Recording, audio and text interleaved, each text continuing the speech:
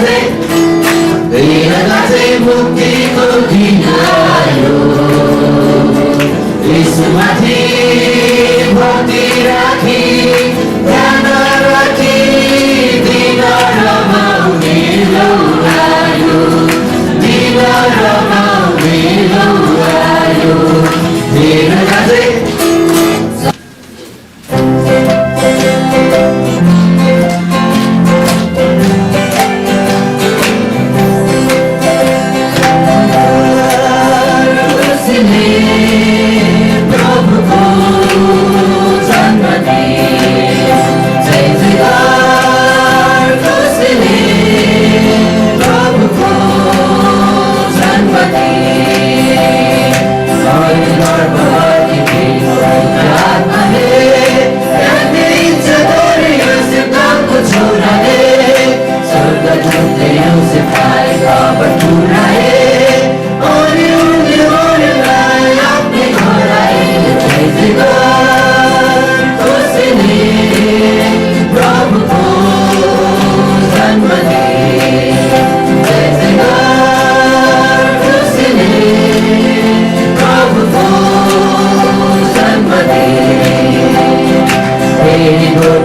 तला सपोर्ट छोडेर गाउँदै गए ख्रिस्टको जय जय दर्शन गरेर बेथलेम भन्ने सानो गाउँमा ख्रिस्टको जन्म हो अगमवक्ताले बोलेको वचन पुरा हो जय जय खुसीले प्रभुको जन्मदिन जय जय खुसीले प्रभुको जन्मदिन सानो तारा देखा परे पूर्व देशमा ज्योतिषहरू दौड्दै आए प्रभुको खोजमा बालक ख्रिस्टको दर्शन पाए आनन्दित भए अन्तरकोले सुत्नु मूर्ख भेटी चढाए जय जय खुसीले प्रभुको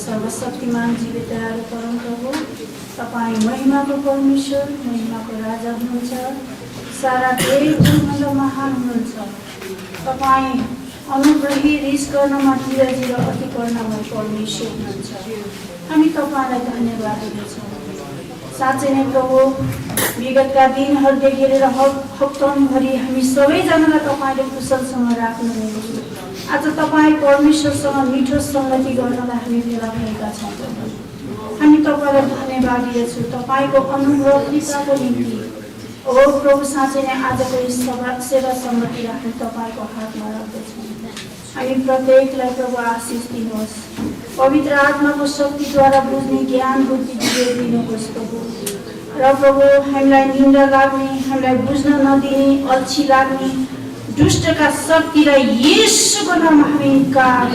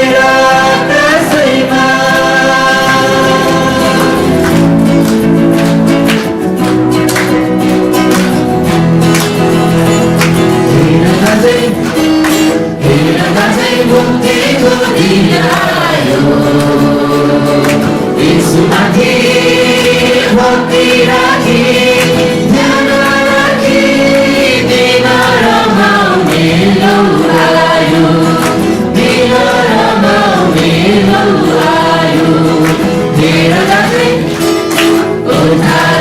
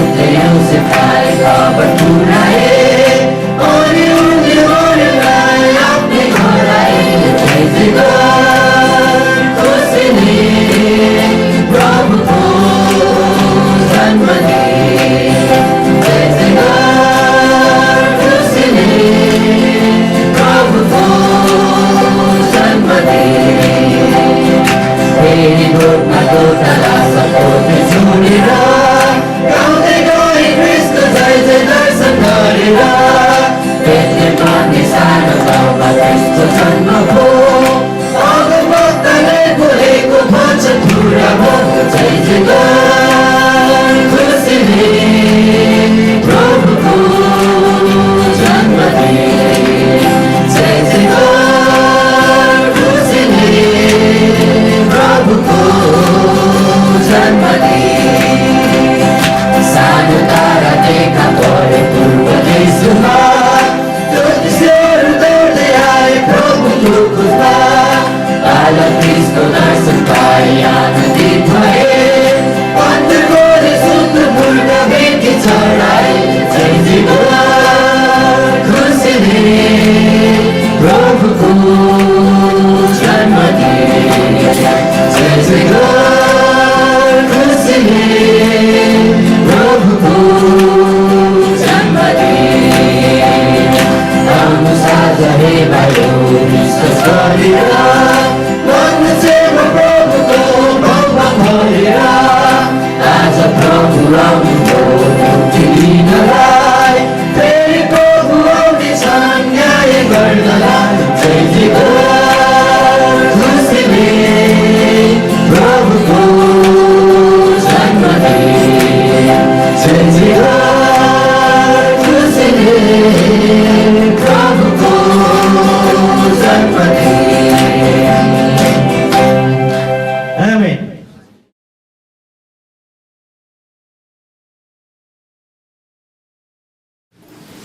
भजन सङ्ग्रह 119 को 145 देखि 152 सम्म। आफ्नो पुरा हृदयले म तपाईलाई पुकार्दछु हे परम प्रभु मलाई जवाफ दिनुहोस् र तपाईका विधिहरू म पालन गर्नेछु म तपाईलाई पुकार्दछु मलाई बचाउनुहोस् अनि तपाईका कानुनहरू म पालन गर्नेछु म सूर्योदय हुन अघि उठेर मद्दतको लागि पुकार गर्छु मैले तपाईको वचनमाथि भरोसा राखेको छु तपाईका प्रतिज्ञाहरूमाथि मनन गरौँ भनेर मेरा आँखा रातका पहराहरू खुल्ला रहन्छन् तपाईको करुणा अनुसार मेरो स्वर सुनिदिनुहोस् हे परम प्रभु तपाईका नियम अनुसार मेरो प्राणलाई सुरक्षित राख्नुहोस् कुचेष्टा रच्ने दुष्ट नजिक आइसकेका छन् तर तिनीहरू तपाईको व्यवस्थाबाट टाढा छन् तर हे परम प्रभु तपाईँ नजिकै हुनुहुन्छ र तपाईका सबै आज्ञाहरू सत्य छन् अतीतदेखि नै तपाईका कानुनहरूबाट मैले सिकेँ कि तपाईले तिनीहरूलाई सदा सर्वदा रहन् भनी स्थापना गर्नुभयो आमेन हुन्छ धन्यवाद।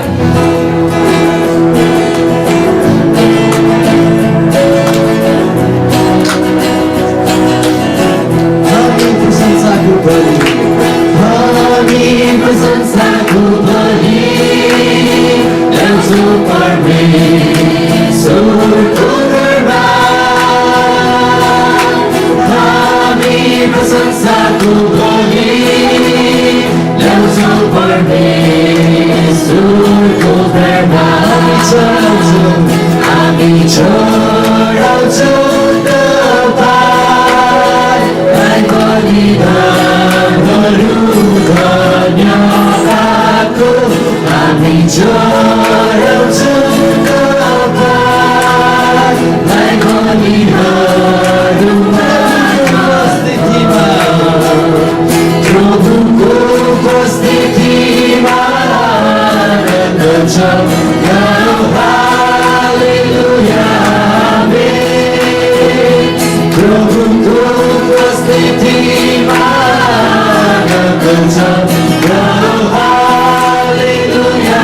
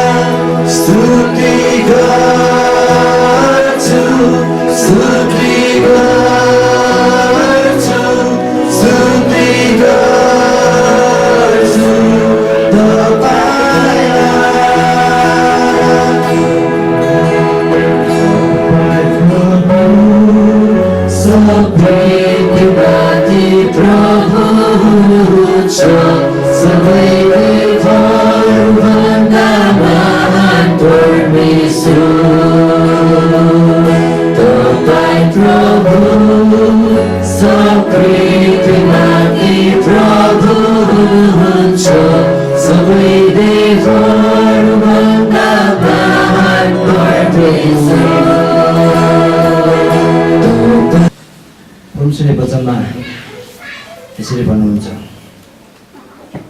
स्वर्ग मुनि पृथ्वीमाथि सास हुने हरेक प्राणीले येशूको नाममा कुरा टेक्नु पर्दछ।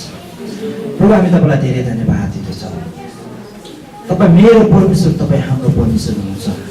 सो तपाईँ स्वर्ग र पृथ्वीका मालिक, संसारका एकमात्र सृष्टिकर्ता, जीवित परमेश्वर, तपाईँ जीवितहरूका परमेश्वर हुनुहुन्छ। प्रभु, हामी तपाईँलाई धेरै धन्यवाद दिँदछौँ। प्रभु, हामी त्यो अयोग्य भए तापनि प्रभु, तपाईँले गर्नुभएको त्यो महान बलिदानको निम्ति, तपाईँले गर्नुभएको त्यो आफ्नो अमूल्य रगतको निम्ति प्रभु, हामी तपाईँलाई धन्यवाद दिँदछौँ। प्रभु, जसको कारणले गर्दा प्रभु हामी योग्य तपाईँले बनाउनु भयो। प्रभु,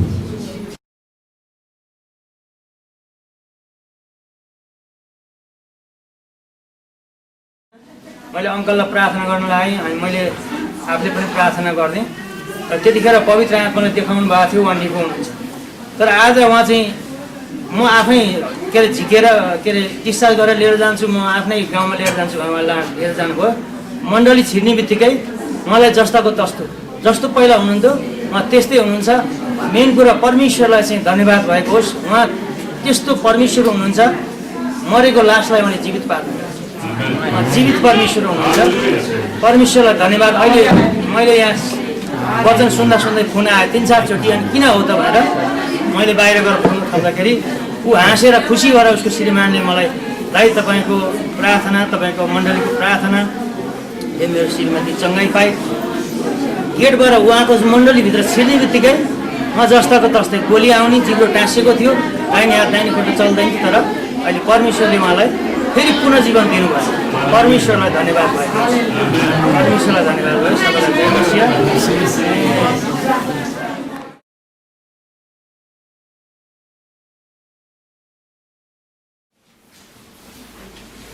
सबैलाई जय मसिह।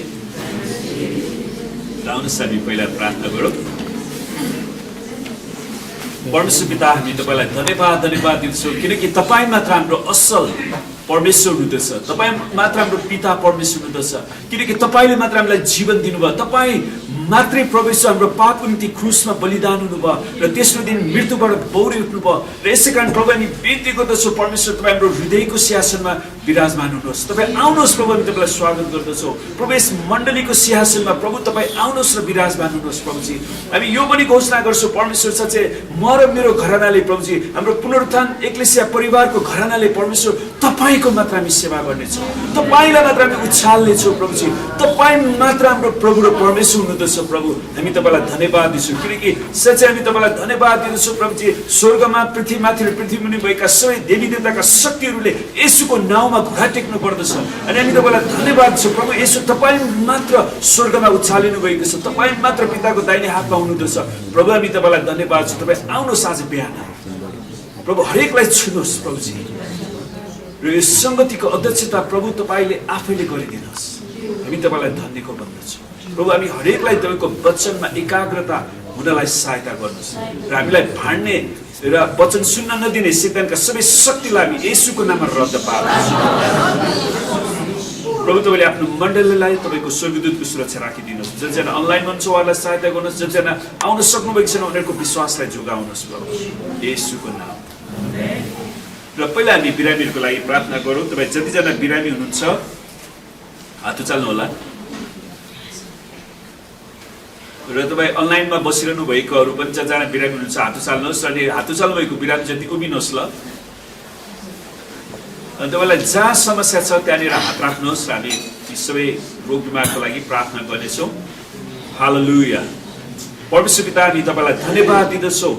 साँच्चै तपाईँले हामीलाई मुक्ति दिनुका साथसाथै हामीलाई हाम्रा सबै रोग बिमारलाई पनि परमेश्वर तपाईँले क्रुसमा काटी ठोकिदिनु भयो र हामीलाई स्वास्थ्य र चङ्गाई दिनुभएको छ। यसै कारण प्रार्थना गर्छु प्रभु, यी तपाईँका प्रिय छोराछोरीको शरीरमा जे जति रोग बिमारहरू, शारीरिक दुर्बलताहरू, मानसिक चिन्ताहरू, शैतानिक आक्रमणहरू, अनि सुगर, प्रेसर, नसाको समस्याहरू, श्वास प्रश्वासको समस्याहरू प्रभु, घाँटीको समस्याहरू, अनि न्युमोनियाका समस्याहरू, जे जति रोग बिमार छन् प्रभुजी, ती सबै शक्तिहरूलाई हामी येशूको नाउँमा निस्किने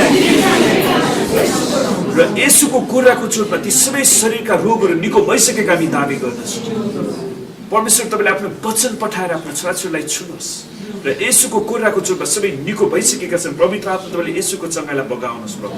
धन्यवाद छ तपाईँको चङ्गाइ र छुटकाराको लागि, येशूको नाम। हुन्छ। र अहिले म अर्को विषय प्रार्थना गर्छु। तपाईँ जतिजना काम गरिरहनु भएको छ, परमेश्वरको वचन भन्छ काम नगर्नेले खाना पनि नखाओस्। आमेन। तपाईँ जतिजना काम गरिरहनु भएको छ, तपाईँको कारोबारमा, व्यापारमा तपाईँले आशिष चाहिन्छ भने तपाईँ हात उचाल्नुहोस् र तपाईँको लागि विशेष प्रार्थना गर्छु। अनि म तपाईँलाई यो पनि भन्छु है, तपाईँले कारोबार गर्दाखेरि ठिकसँग गर्नुहोस्। तपाईँले व्यापार गर्दाखेरि हामी जनता पाल्नलाई व्यापार गर्ने होइन क्या, तपाईँको बालबच्चा पाल्नको लागि व्यापार गर्ने हो। आमेन। त्यसैले तपाईँ परमेश्वरभन्दा बढी दयालु भएर तपाईँको बालबच्चाले नै खान नपाउने गरेर मान्छेहरूलाई सहायता नगर्नुहोस्। त्यो कुरामा हामी एकदमै स्पष्ट हुनुपर्छ। अनि त्यो भयो भने तपाईँको व्यापारलाई हामी बचाउन चाहन्छौँ, परमेश्वरले बचाउन चाहनुहुन्छ। आमेन। र आउनुहोस् हामी प्रार्थना गरौँ। हालेलुया। परमेश्वर पिता, हामी तपाईँलाई धन्यवाद दिँदछौँ यी मेहनती र परिश्रमी हातहरू जसले तपाईँको वचन अनुसार प्रभुजी विभिन्न किसिमको व्यवसायमा, रोजगारमा रहेर काम गरिरहनु भएको छ। प्रभु हामी बिन्ती गर्छौँ तपाईँको जनको हातको परिश्रममा तपाईँले बेहिसाब आशिष र उन्नति दिनुहोस् प्रभुजी। हरेकको कारोबारको भोल्युम बढाइदिनुहोस्, हरेकलाई असल कस्टमरहरू जुटाइदिनुहोस् प्रभुजी। हामी बिन्ती गर्दछौँ प्रभु, हामी प्रार्थना गर्छौँ जसै तपाईँले आशिष दिनुहुन्छ। अनि प्रभु हरेकलाई दशांश स्वेच्छाको विधि दिन सिकाउनुहोस् प्रभु। जतिजनाको रुपियाँ पैसाहरू फसेका छन् त्यसलाई हामी येशूको नाममा उठ्ने आज्ञा दिँदैछौँ प्रभु। अनि तपाईँले आफ्नो जनको व्यवसायलाई, आर्थिक स्रोतलाई तपाईँले बचाइदिनुहोस् र आशिष दिनुहोस् प्रभु। तपाईँको कृपा खनाउनुहोस्। धन्यवाद छ येशूको नाम। हुन्छ, परमेश्वरलाई धन्यवाद होस्। हामी एकदमै महत्त्वपूर्ण समयमा आएका छौँ र परमेश्वरले आज हामीलाई यो सुन्दर बयानी दिनुभएको छ, हामीलाई नयाँ आयु थपिदिनु भयो। हामी आज कतिजना मान्छेहरूले यो दिनलाई देख्ने अवसर पनि पाएन, उनीहरू मरेर गएका छन्। तपाईँ हस्पिटलमा जानुहोस्, कति लासहरू त्यहाँ थन्केका छन् है। त्यो लास जलाउने ठाउँहरूमा, घाटहरूमा जानुहोस्, त्यहाँ कति लासहरू जलाइराखेका छन्। तर परमेश्वरले तपाईँ र मलाई त उहाँको महिमा गर्नलाई, उहाँको नाउँको प्रशंसा गर्नलाई यो समय दिनुभएको छ। आमेन। हामी कति धन्यवादी हुनुपर्छ। हाम्रो परमेश्वरले हामीलाई घाम, पानी सबै कुरा दिनुभएको छ। काठमाडौँको वातावरण चाहिँ संसारमै सबैभन्दा खतरा अरे, त्यसको बावजुद पनि उहाँले हामीलाई स्वास्थ्य दिनुभएको छ। आमेन। हेर्नुहोस्, हामी परमेश्वरप्रति धन्यवादी हुनुपर्ने धेरै कुराहरू छन्। र आज हामी एउटा महत्त्वपूर्ण विषयलाई हेर्दैछौँ। र आजको विषय छ यो झुटा शिक्षालाई वा झुटा सिद्धान्तहरूलाई कसरी चिन्ने, त्यसलाई हामी हेर्नेछौँ। अनि यहाँनिर कलसी 2:18 एउटा चाखलाग्दो पद लेखेको रहेछ, आफ्नै शरीरलाई शास्ति दिने कुरामा जिद्दी गरेर, आफ्नै शरीरलाई शास्ति दिने कुरामा जिद्दी गरेर, अनि स्वर्गदूतलाई पुज्न लाएर आफ्नो अभिलाषी मनले कारण बिनाको घमण्डले फुलिएर, कारणै छैन। कोहीको मान्छेहरू त्यतिकै घमण्ड हुइजी, कोहीको मान्छेको मुखमा हेर्नुहोस् है, उसको त्यो इङ्ग्लिस शब्दै बोल्छ नेपाली भएर पनि, हुइजी। त्यो भने मतलब के त? त्यो को हो र? मनै ठुलो हो क्या, त्यो किसिमको आज कारणै बिनाको घमण्ड बनाएको थियो। उसले कुनै पनि मौलाई उत्तर दिनुहोस्, हुइजी, ऊ को हो त? ऊ परमेश्वरको स्वरूप हो, परमेश्वरको छोराछोरी हो। परमेश्वरले उसको निम्ति क्रुसमा बलिदान दिनुभएको छ, परमेश्वरले उसको निम्ति आफ्नो रगत बगाउनु भएको छ, आफ्नो मूल्य दिनुभएको छ। त्यो मान्छे परमेश्वरको सन्तान हो। आमेन। हामीले हरेक व्यक्तिलाई इज्जत दिन सिक्न पर्छ नि। तर कोही मान्छे कारणै बिनाको घमण्ड, आफैलाई मात्र उच्च, त उसले बुझ्न नसकेको कुराहरू के येशू ख्रीष्टले हरेक मानव जाति, आदम र हव्वाबाट निस्केका सबै जातिको निम्ति क्रुसमा बलिदान हुनुभयो। हुन त मैले अस्ति यो गवाई भनेको थिएँ, म तपाईँलाई फेरि दोहोऱ्याउन चाहन्छु। अमेरिकामा एउटा गवाई मैले सुनेको हुनालाई, एकजना अफ्रिकन मूलको मान्छे, कालो जातिको मान्छेलाई, उसलाई चाहिँ बाँच्नको लागि कसैले किडनी चाहिँ दान दिनुपर्ने रहेछ है। अनि ऊ सङ्घर्ष गरिरहेको थियो। अनि उसको आफ्नो जीवनको अब कसैले पनि दानै दिएन भने अब मरिहाल्छु भनेर चाहिँ समुद्रको किनारमा अब केही समय माछा मार्दै समय बिताउँदो रहेछ। अनि अर्को परमेश्वरले एकजना गोरा भाइलाई डोर्याउनु भयो। अनि उसलाई कसो उसँग मित्रता भयो। अनि त्यसपछि उसले आफ्नो समस्याहरू बाँड्यो। मलाई किडनी दान दिने कोही पनि मान्छे छैन, अब म मर्दैछु, हेर्नुहोस् है। अनि त्यसपछि उसले के भन्यो भने, म तपाईँलाई किडनी दान दिन्छु। हेर्नुहोस्, अब गोरो मान्छे र कालो मान्छे, अब गोरो मान्छेको गोरै बच्चा जन्मिन्छ, कालो मान्छेको कालै बच्चा जन्मिन्छ, हो किन भन्नुहोस्। अब किडनी दान दिनको लागि एउटा महत्त्वपूर्ण कुरा ब्लड म्याच गर्नु पर्दो रहेछ नि त, हो। म्याच गरेन भने त्यो मिल्दैन नि, दिनै मिल्दैन। अनि त्यो त उसको आफन्तबाट आउनु पर्यो। अनि त्यसपछि यो बिचरा सेतो गोरा दाईको उसले आफ्नो श्रीमतीलाई घरमा गएर भने, उसको गोरो श्रीमती छ, उसले श्रीमतीले झगडा गर्यो, तपाईँको त्यो कालो अफ्रिकन मान्छेलाई चिन्दै नचिना मान्छेलाई तपाईँको कसरी किडनी दिनु भनेर उसले चाहिँ झगडा बवाल मचायो घरमा। होइन, म दिन्छु, परमेश्वरले मलाई देऊ भन्नुभएको छ, म दिन्छु जसरी पनि। अनि त्यसपछि त्यो तिनीहरू गयो हस्पिटलमा त्यो चेकिङ गर्नको लागि। अनि परमेश्वरले हस्पिटलमा जाँदाखेरि त्यो श्रीमतीलाई उनीहरूको गाडीभन्दा अगाडि अर्को एउटा गाडीमा एउटा त्यो सूचना लेखाएर रहेछ क्या, विज्ञापन, किडनी दानले अर्को मान्छेलाई जीवन दान दिन्छ भनेर। तपाईँको किडनीको दानले अर्को मान्छेलाई जीवन दान दिन्छ। त्यो वाक्य जब त्यसको श्रीमतीले पढ्यो नि, त्यसपछि परमेश्वरले उसलाई पनि नयाँ प्रकाश दिनुभयो। अनि उसले महसुस गर्यो, ए मेरो श्रीमानले त कसैको जीवन बचाउँदैछ। अनि उसले ल हुन्छ, ठिक छ, दिनुहोस्।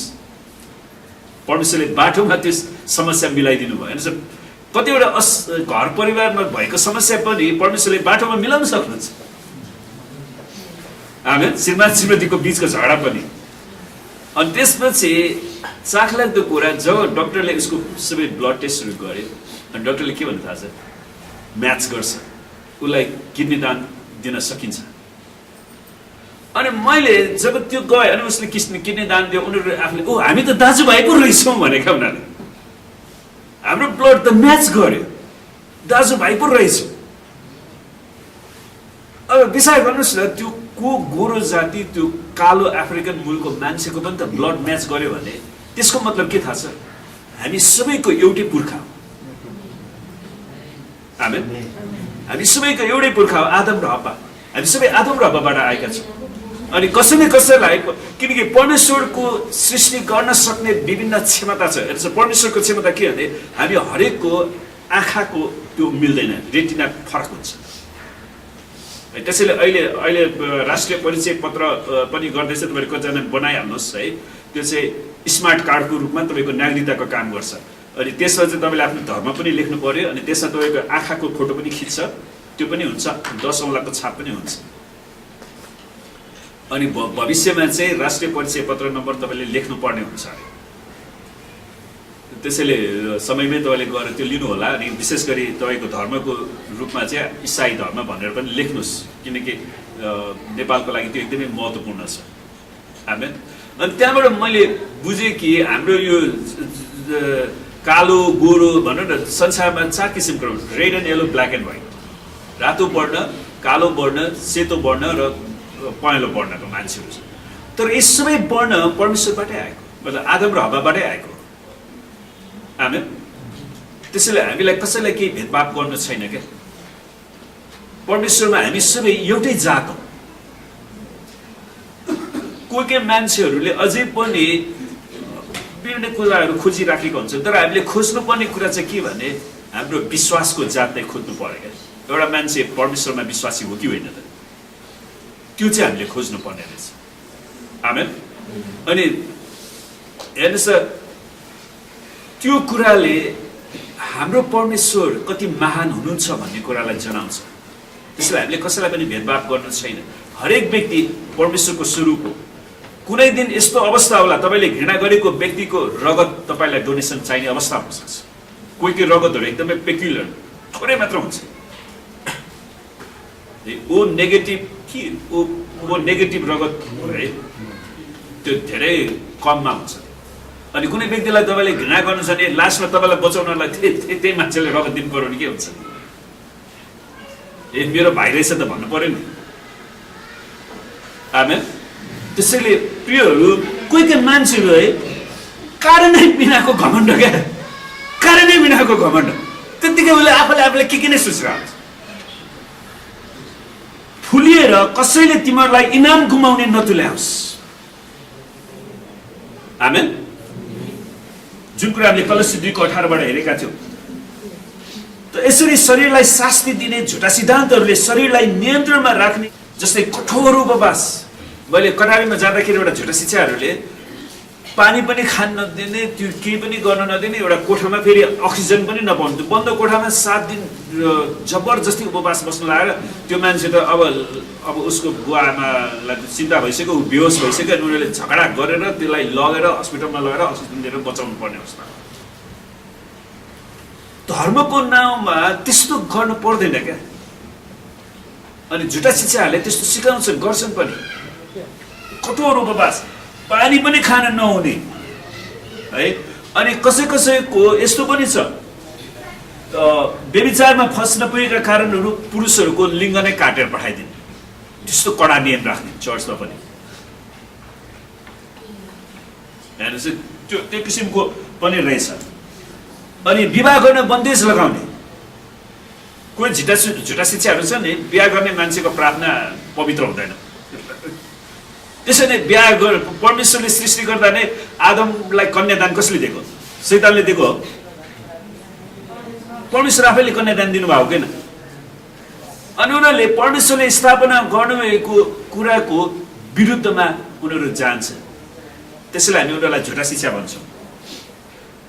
अब मासु खान बन्देज गर्ने, हामीले मान्छेको मासु चाहिँ खानु हुँदैन। आमेन। अनि क्रिसमस मनाउन बन्देज गर्ने पनि छ। बाइबलमा क्रिसमस मनाउन कहाँ लेखा छ? हेर्नुहोस्, म तपाईँलाई यो हामी क्रिसमसको दिनमा क्रिसमसको प्रचार सुनेछु, तर आज म यो पढ्छु मात्रै तपाईँको लागि, किनकि हामी सबैले क्रिसमस मनाएको बाइबलको विवरण हामी हेर्न सक्छौँ।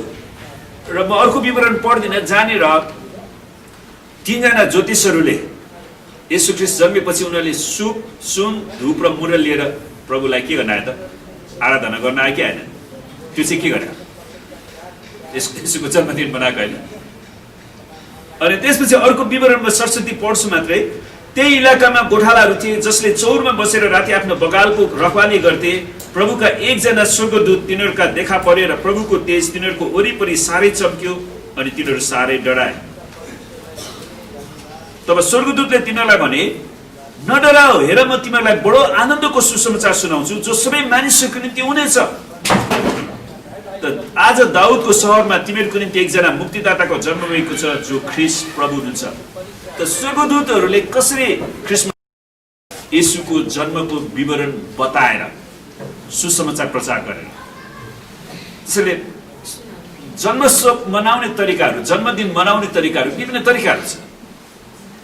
अब अहिले येशूको पालामा अहिलेको जस्तो झिर्र बाल्ने मोमबत्ती सबै आविष्कार भइसकेका थिएन होला होइन।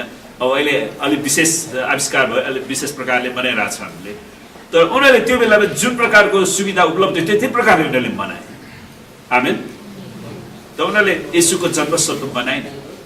अनि बाइबलमै लेखा छ नि त, मैले यो अर्कै कुराबाट पढाएँ हो र, लुका 2 मा, तिमीहरूलाई चिन्ह चाहिँ यो हुन्छ, तिमीले एउटा बालकलाई लुगाले बेरेको र डुँडमा सुतिरहेको भेटाउनेछौ। तब एक्कासी ती स्वर्गदूतसँग स्वर्गीय सेनाको एक दल देखा परे, स्वर्गीय सेनाको क्वायर ग्रुप देखा पर्छ। परमेश्वरको स्तुति गर्दा त्यो क्वायरले परमेश्वरको स्तुति प्रशंसा चढाए है। अनि उनीहरूको भजनको लिरिक्स है, उनीहरूको आराधनाको लिरिक्स के थियो त? सर्वोच्चमा परमेश्वरलाई महिमा र पृथ्वीमा जुन मानिसहरूसँग उहाँ प्रसन्न हुन्छ तिनीहरूलाई शान्ति। यो चाहिँ के गरे? क्रिसमस मनाएको होइन। तर झुटा शिक्षाहरू क्रिसमस मनाउनु कहाँ लेखा छ भन्दै मनाउनु हुँदैन भन्दै, अब उनीहरूले एक दिन येशूको जन्म मनाउनु हुँदैन, येशूको पुनरुत्थान मनाउनु हुँदैन, हुँदाहुँदै येशूलाई नै विश्वास गर्नु हुँदैन। अब तिमी आफै ईश्वर। झुटा शिक्षाको कामै त्यही हो नि त। जब स्वर्गदूतहरूले अनि त्यो परमेश्वरको आराधना गरेर येशू ख्रीष्टको जन्मोत्सवको उपलक्ष्यमा भजनहरू गाएर प्रशंसा चढाएर उनीहरू गए। अनि गोठालाहरूले त्यो कुरा स्वर्गदूतबाट सिक्ने मौका पाए है। अनि उनीहरू पनि गए। जब स्वर्गदूत तिनीहरूबाट बिदा भए स्वर्गमा गए, तब गोठालाले आपसमा भने, आओ हामी बेथलेहममा जाउँ र त्यहाँ घटेको यो घटना र परमप्रभुले हामीलाई बताउनु भएको कुरा गएर हेरौँ। हेर्छ, परमप्रभुले बताउनु भएको छ, त्यो कुरालाई हेर्न जाउँ। हो, यो खालि हामीले त्यतिकै दर्शन मात्र देखा हो कि यो साँच्चीकै हो त? त्यो कुरा भयो नि त। अब अनि उनीहरू जान्छन्, तिनीहरू आत्मीयसँग गए र मरियम योसेफ दुवैलाई र बालकलाई चाहिँ डुबमा सुतिरहेको भेटाए। उनीहरूले साँच्चीकै देखे। जब तिनीहरूले यो देखे तब यस बालकको विषयमा जे कुरा तिनीहरूलाई भनिएको थियो तिनीहरूले बताइदिए। गोठालाहरूले बताएको कुरा सुनेर सबै आश्चर्यचकित भए। तर मरियमले यी सबै कुरा गुन्दै मनैमा राखिन्।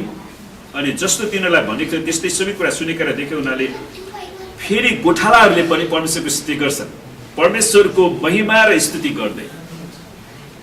विचार गर्नुहोस्, इजरायलीहरूको मागमा भजन नआउने कोन छ? उनीहरू सबै सभाघर जाने मान्छेहरू त हो। परमेश्वरको स्तुति प्रशंसा भजन उनीहरूले त्यो बेलामा जे जति भजनहरू कम्पोज भएको थियो उनीहरूले गाउँदै परमेश्वरको स्तुति प्रशंसा गर्दै गए। अनि हामी देख्छौँ प्रभु येशू ख्रीष्टको जन्म सबै वर्गका मान्छेलाई परमेश्वरले दिनुभयो। उहाँले गोठालोदेखि राजासम्म मजाई ज्योतिषहरूले गएर प्रभुलाई भेटी चढाए। तर त्यो राजाले चाहिँ भेटी चढाउन गएन हो, हेरोदले चाहिँ हत्या गर्ने योजना गरे। तर परमेश्वरले उहाँको सन्देश सबै वर्गका मान्छेलाई दिनुभयो, राजादेखि गोठालासम्म। आमेन। त बाइबलमा येशूको जन्मोत्सवको उपलक्ष्यमा यति धेरै कुरा हुँदाहुँदै पनि झुटा शिक्षाहरू बाइबलमा क्रिसमस मनाउनु कहाँ पढाएको छ भन्नुहुन्छ क्रिसमसको शब्द चाहिँ के अरे द मास अफ क्राइस्ट जसले ख्रिस्टको बलिदानलाई जनाउँछ त्यसैले उहाँ जन्मिँदै नजन्मेको भए उहाँ कसरी बलिदान हुन्छ त्यसले त्यो शब्दले चाहिँ पुरै उहाँको जन्म मृत्यु र पुनरुत्थान यी सबै कुरालाई समेट्छ क्या खास त्यसैले त्यो शब्द आएको छ त्यसैले हामी जो व्यक्तिहरूले यस ख्रिस्टको विरुद्धमा यस प्रकारले जान्छन् त्यसलाई हामीले चिन्नु पर्यो र हामीले बाइबलबाटै परमेश्वरको वचनबाटै उनीहरूलाई देखाउन सक्छौँ तर कोही कहिले पनि बुझ्न चाहँदैन त्यो आफ्नो ठाउँमा छ त वचनले मनाइ नगरेका कुरा पनि तिनीहरू मनाइ गर्छन् है यो झुटा शिक्षाको मान्छेहरू त्यसैले हामीले उनीहरूलाई चिन्न सक्छ यो भाइ बहिनी चाहिँ नि ठिक शिक्षामा छैन भनेर यदि परमेश्वरको आत्माले तपाईँलाई 40 दिन उपवास बस्ने प्रेरणा र शक्ति दिनुभयो भने बस्नुहोस् परमेश्वरको आत्माले प्रेरणा दिनुभयो भने नत्र भने जस्तो अस्ति पनि भाइले भन्दै हुन्छ एकजना कति दिन उपवास भएर अब हस्पिटलमा जानु पर्यो हस्पिटलमा पुग्ने गर्ने गरेर पनि किन उपवास बस्नु पर्ने हो किन भन्नुहोस् ल त्यस्तो खालको उपवास परमेश्वरले माग्नु भएको छैन नि त्यो धर्मकर्म शरीरलाई शास्ति दिने होइन क्या उपवासको मूल कुरा उपवास प्रार्थनाबाट धेरै आत्मिक फाइदा लिन सकिन्छ तर त्यसको आफू खुसी धर्मी देखिनको कारण 40 दिन उपवास बस्न आवश्यक छैन अब कोही मान्छे 40 दिन उपवास बसेपछि मैले 40 दिन उपवास बसेँ अब त्योभन्दा म आत्मिक हु इज त्यो को म त 40 दिन उपवास बसेँ म बढी आत्मिक सबैले मलाई जेमसी गर त्यस्तो नै हुन्छ कहिले अनि जसको कारण तपाईँको शरीरमा ठुलो चोट पर्न सक्छ है कोही मानिसहरू लामो उपवास बसेपछि शारीरिक कमजोरीको कारण झन शैतानको पासमा परेका छन्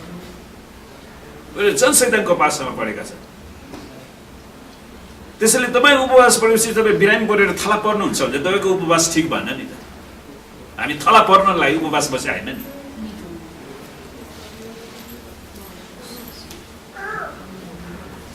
हेर्नुहोस् जसरी येशूलाई पनि उपवासपछि शैतान परीक्षा गर्न आएको थियो तपाईँलाई थाहा छ तपाईँ उपवास बस्नुहुन्छ शैतान तपाईँलाई छुट्याएन तर उपवास बसिसकेपछि अनि बल्ल शैतान तपाईँको आउँछ त्यतिखेर शैतानले तपाईँलाई शैतानले के छ स्याबास तैँले 40 दिन उपवास बसिस् अब त मण्डलीमा अरू सबैभन्दा बढी आत्मिकी भइस् अनि उसले त्यही कुरा उसको दिमागमा हालिदिन्छ जसरी येशूलाई उसले फसाउने प्रयास गरेको थियो तर येशूले वचनद्वारा शैतानमाथि विजय हासिल गर्नुभयो सुन्नुहोस् त यसको मतलब के त येशूले 40 दिन उपवास बस्दाखेरि कसरी बिताउनु भयो त परमेश्वरको वचनमा मनन गरेर त्यसैले कसैले प्रार्थना गर्छन् उनीसँग वचन छैन भने त्यो प्रार्थनाको मतलब हुँदैन कसैले उपवास बस्छन् खालि म आज उपवास खाना मात्रै खाने तपाईँ खाना बचाउने उपवास भयो के काम भयो तपाईँको परमेश्वरको वचनमा मनन गर्नु पर्यो नि जब शैतान आउँछ हाम्रो शैतानको विरुद्धमा हाम्रो हतियार के त हाम्रो लडाइँ मासु र रगतको विरुद्ध होइन नि अनि परमेश्वरले दिनुभएको हाम्रो हतियार चाहिँ के त परमेश्वरको वचन दुई धारे तरबार हो अनि त्यतिखेर त्यो वचनलाई ठिकसँग प्रयोग गर्न सक्नु पर्यो नि जुन कुरा येशूले गर्नुहुन्छ मत्ती 4 को 1 देखि 11 पदमा हेर्यो भने येशू ख्रीष्टले हेर्नुहोस् है त्यहाँनिर म सबै पढ्दिनँ दियाबोलसद्वारा परीक्षा गरिनलाई पवित्र आत्माद्वारा येशू उच्च स्थानमा लगिनु भयो मत्ती 4 को 1 पद अनि 2 पदमा उहाँ 40 दिन र 40 रातसम्म उपवास बसिसकेपछि 40 दिन र 40 रात उपवास बसिसकेपछि उहाँ भोकाउनु भयो तब शैतान आउँछ येशूकोमा परीक्षा गर्नलाई उहाँका आएर भने तपाईँ परमेश्वरको पुत्र हुनुहुन्छ भने यी ढुङ्गाहरूलाई रोटी हुन् भनी आज्ञा दिनुहोस् अब प्रभु येशू परमेश्वरका पुत्र हुनुहुन्छ भने प्रभु येशूलाई नै कन्फ्युज बनाउन खोज्छ शैतान अनि धेरै मान्छेहरूलाई यही प्रकारले शैतानले आक्रमण गर्छ क्या अनि प्रभुले के भन्नुभयो थाहा छ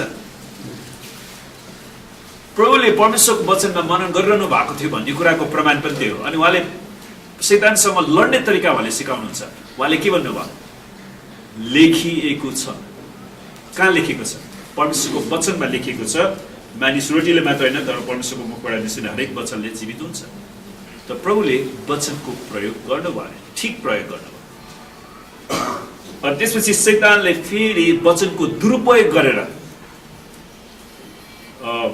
दियाबलसले उहाँलाई पवित्र नगरमा लगेर मन्दिरको शिरमा खडा गराए। हेर्नुहोस् परमेश्वरको आत्माले यसोलाई यो परीक्षा आउनलाई दिनुभयो, उहाँ लगिनुभयो अनि उहाँलाई भन्छ तपाईँ परमेश्वरको पुत्र हुनुहुन्छ भने यहाँबाट तल हफाल्नुहोस्, किनभने यस्तो लेखिएको छ उहाँले आफ्ना दूतहरूको जिम्मामा तिमीलाई दिनुहुनेछ र तिनीहरूले तिमीलाई आफ्ना हाततै थाम्नेछन्, न त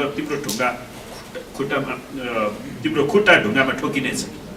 त्यसपछि शैतानले परमेश्वरको वचनको दुरुपयोग गरेर भजन सङ्ग्रहबाट उसले पनि कोट गर्छ अनि झुटा शिक्षाहरू तपाईँसँग बाइबल लिएरै आउँछ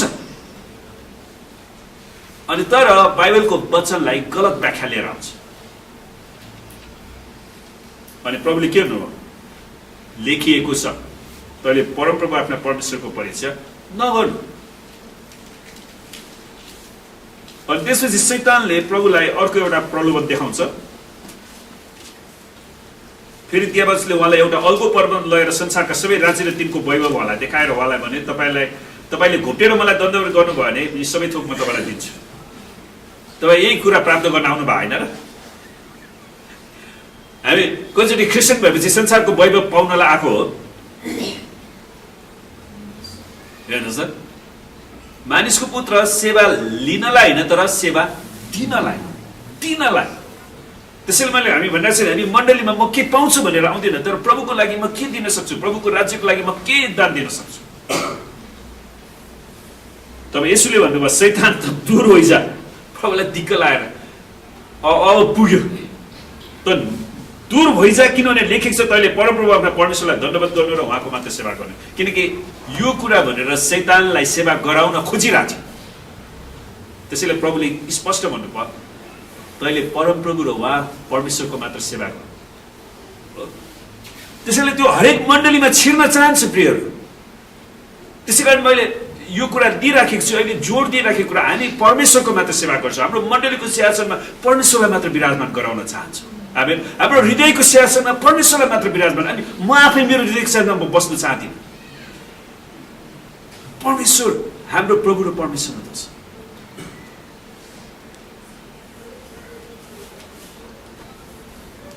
त स्वर्गदूतले दिएको खानाको शक्ति पाएपछि एलियाले 40 दिन 40 रात यात्रा गरे। पहिलो राजा 19:7 देखि 8मा। त्यसैले उनले त्यो कुरा गर्छन्। हेर्नुहोस्, अनि उनलाई 40 दिन 40 रात त्यो एउटै खानाले बाँकी उपवास गर्नलाई सहायता पुग्यो है। दानिएलले पनि 3 हप्तासम्म साधारण खाना खाएर उपवास बसे। त्यसको मतलब साधारण खाना खाएर पनि उपवास बस्न सकिने रहेछ नि त। अनि त्यसपछि हामी देख्छौँ वास्तवमा दानिएललाई परमेश्वरले भविष्यको बारेमा धेरै प्रकाश दिनुभयो, जसको बारेमा पछि हामी प्रचार सुन्नेछौँ। दानिएल 10:3मा मूसा मात्र यस्ता व्यक्ति हुन् जसले अन्न र पानी केही पनि नखाए 40 दिन र 40 रात परमेश्वरको उपस्थितिमा सिनाई पर्वतमा रहे। वास्तवमा मूसा उपवास बस्न गए भनेको छैन। परमेश्वरले उसलाई 10 आज्ञा लिनलाई बोलाउनु भयो, तर परमेश्वरको वचन प्राप्त गर्नुभन्दा अगाडि मूसा आफै परमेश्वरको दृष्टिमा एकदमै शुद्ध र पवित्र ठहरिन आवश्यक थियो। उसको मेमोरी सेल्सहरू, दिमागको सबै त्यो कोषहरूमा चाहिँ शुद्धता र पवित्रता आउनु पर्थ्यो ताकि उसले परमेश्वरको वचनलाई ठिकसँग सुनेर ठिकसँग सिकाउन सकोस्। त्यो उसको लागि तयारीको समय थियो, किनकि उसले परमेश्वरको वचनलाई बाङ्गुटिङ्गो नगरिकन जस्ताको तस्तै परमेश्वरले जे सिकाउन खोज्नु भएको थियो त्यही प्रकारले सिकाउन सक्नको लागि उसलाई तयारीको आवश्यकता थियो। अनि परमेश्वरले उसलाई 40 दिन 40 रात उहाँले राख्नुभयो। त्यसैले यसको मतलब के पनि हो भने यदि हामी परमेश्वरको उपस्थितिमा गयौँ भने हामीलाई खाना पिउनुको आवश्यक पर्दैन क्या। खास परमेश्वरको उपस्थितिले नै हामीलाई शक्ति दिन्छ। आमेन।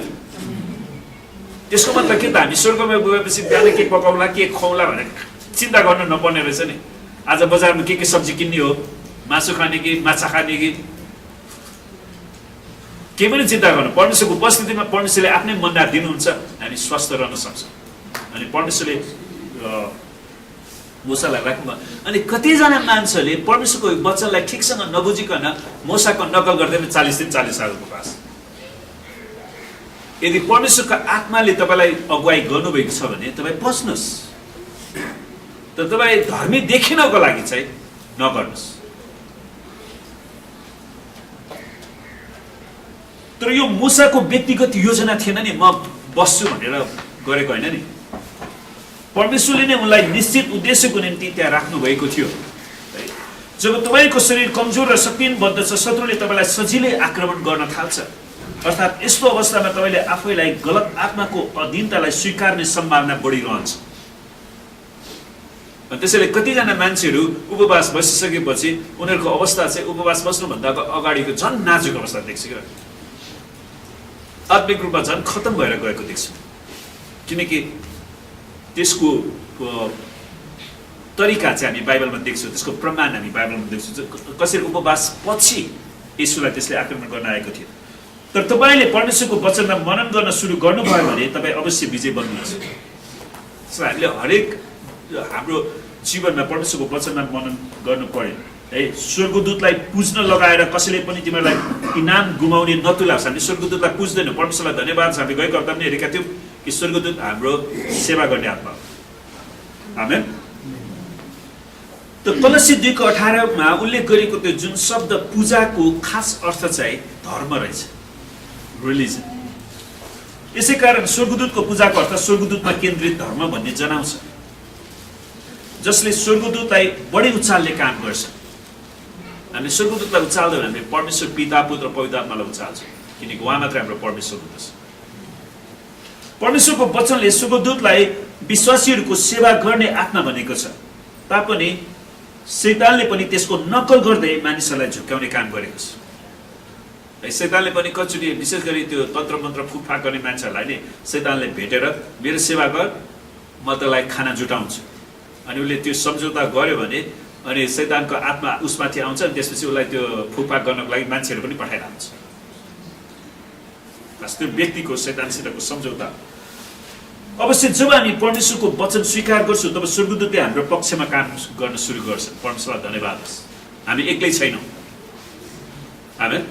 हाम्रो परमेश्वर हाम्रो साथमा हुनुहुन्छ, उहाँका स्वर्गदूतहरू हाम्रो साथमा छन्। यदि हामी स्वर्गदूतलाई काममा लगाउन चाहन्छौँ भने हामीले येशू ख्रीष्टलाई उचाल्न सिक्नु पर्यो र आराधना गर्नु पर्यो, स्वर्गदूतलाई होइन। झुटा शिक्षालाई चिन्ने एउटा सरल तरिका चाहिँ तिनीहरूले परमेश्वर वा स्वर्गदूतबाट दर्शन देखेको दाबी गर्छन् र परमेश्वरको वचनबाट उल्टो अर्थ लगाउँछन्। अनि उनीहरू परमेश्वरभन्दा बढी माथि गएर बाइबललाई टेकेर आफ्नो कुरा प्रचार गर्छन् क्या। त्यसैले यो लाइनमा हामी धेरै होसियार गर्नुपर्छ।